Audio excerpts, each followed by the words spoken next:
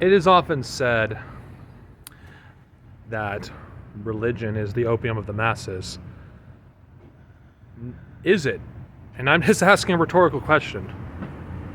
Because in this era, 2024 pushing 2025 as of this recording, I see other forms of opium that exist. And it's entertainment. Whether people want to admit it or not, it's fucking true. Entertainment is the opium of the masses and has been for over a century. But why? Why is entertainment the opium of the masses? Well, anyone that isn't living under a rock, well, they could see how shitty this world they live in is. The hours they work on their jobs are shit. The pay is shit. They have no hope of advancement. They're tired when they come home and they look for a way to cope. There's multiple ways people can do that. They could do whatever drugs they can find, or there's other means. Movies. Movies are very, very effective, but that's only so that you could basically watch once. And let's be real, a lot of people do not go to the movie theaters these days. And it's not as easy to go compared to just simply just going on Netflix or any other streaming service and you can just find all the movies you want with a click of a button. It has never been easier to be addicted to entertainment. It's never not been. But something interesting happened in the 2010s. You know, the backlash against entertainment being political, even though it's always been? I think subconsciously, those who are the most addicted to entertainment realize it's more difficult to escape than ever before.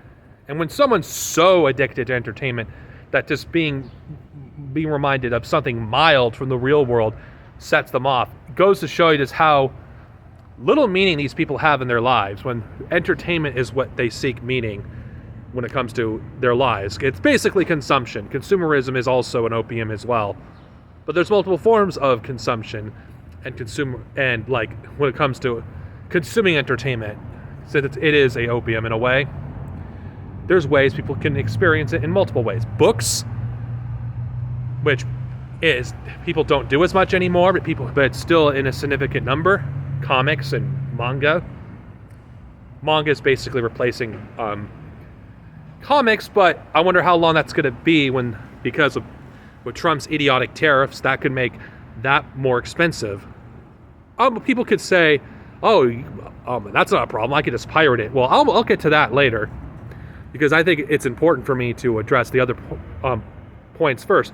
There's also video games, video games are obviously the most profitable industry and have been for nearly 2 decades now, which video games are trying to emulate movies. And well, I'm not going to even talk about that in this video. It's beyond the scope.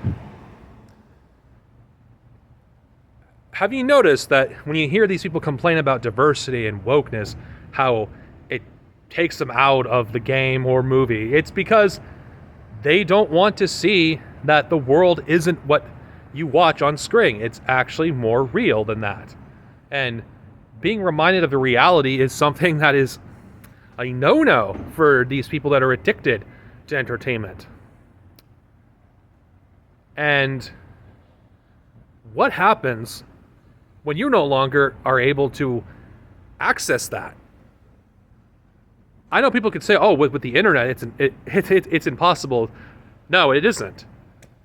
What happens when the internet becomes inaccessible for a lot of people because of what Trump and his billionaire cronies plan on doing with Project 2025?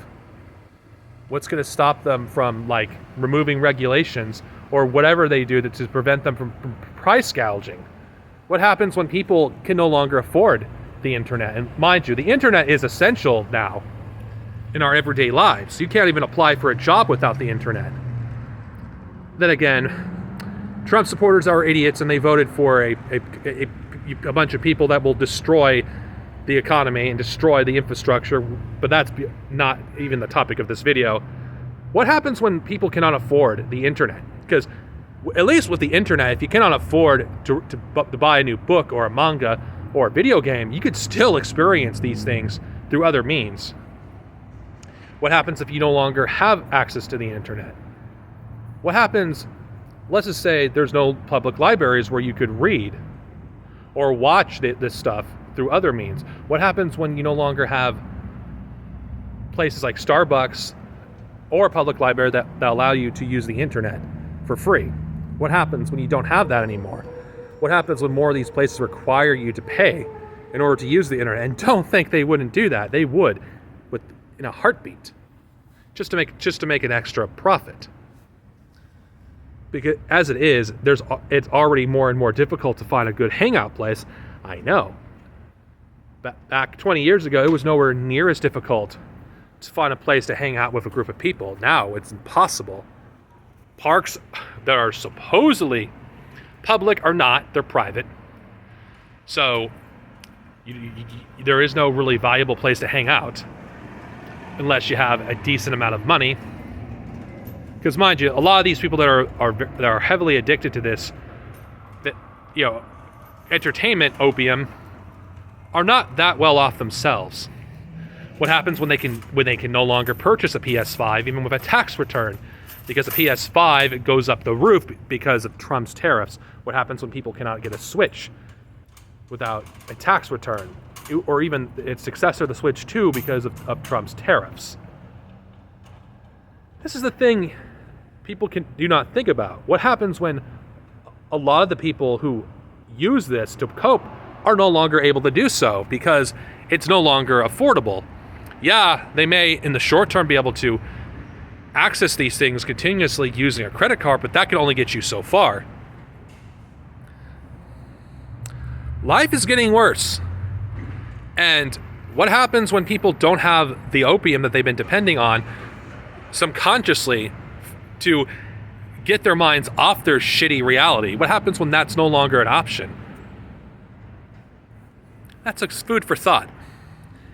It really is. Now, some people may scoff at this idea or downplay the role of entertainment that it has in people's lives, but it's fucking true. If there's one thing that the left have made a huge mistake on, it is completely allowing the right to dominate the conversation. That is a mistake. It really is. And we're paying for it. They've been radicalizing an entire generation because we've been negligent.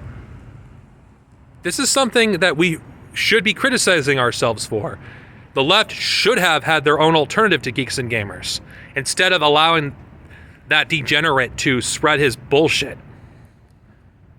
But it's too late at this point to even have an alternative, because they dominate the conversation, people like Jeremy of Geeks and Gamers. And they'll continue to control the conversation as the means of people to be able to cope with the shittier and shittier world that they're living in. And then they'll blame somebody else for no longer having access to these things. It's coming. Watch it. It's coming. Entertainment is the opium of the masses. And whether you are aware of it or not, you probably are addicted to it too. Those who are watching me, none of us are exempt. We all are addicted to a degree, because this world sucks. We have to be able to unravel. Yes, we can read, but expecting everyone to be able to do that is classist. Because do people have any idea how hard it is to read a book when you're really fucking tired? It takes a lot of energy. And